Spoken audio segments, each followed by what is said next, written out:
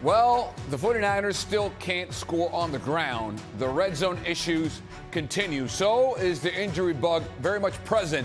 And now, undefeated no more. Jacksonville coming cross-country to go back to Florida with a 26-21 win. This is 49ers Postgame Live, brought to you by Toyota. Matt Mayoko, Rob Brooks, Carlos Ramirez. Your initial take on this game, Matt? I thought that was as poor a performance as I've seen.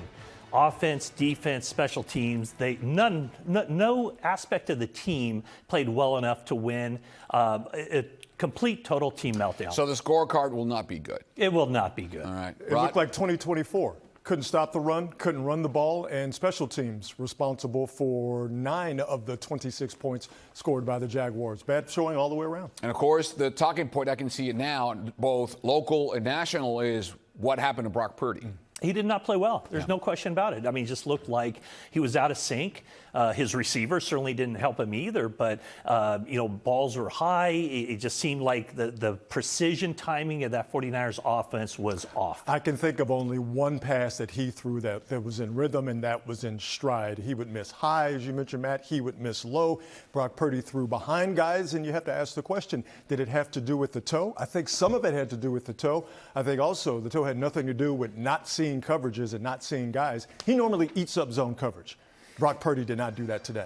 Listen, there's plenty to dissect from this game. First, the run game cannot get going. It's now 4 games. The sample size is big enough. So we'll dissect that. Also, the defense. We have historic things that this team has accomplished.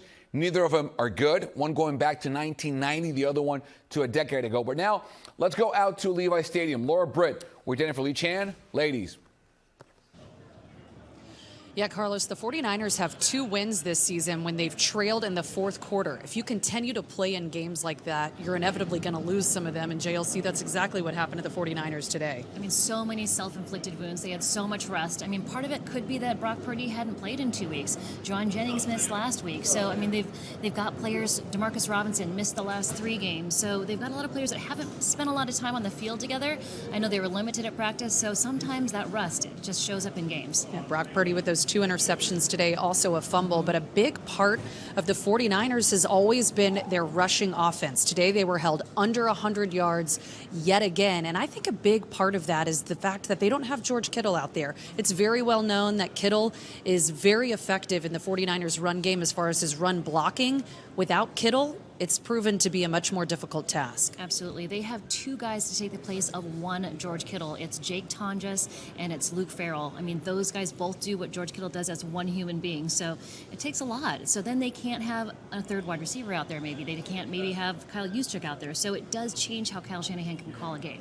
Yeah, and the 49ers today going up against a very tough defense in the Jaguars defense. They have 3 or more takeaways in every game this season. So they've proven not only to be a tough challenge for the 49ers, but every other team that the Jaguars have faced this season.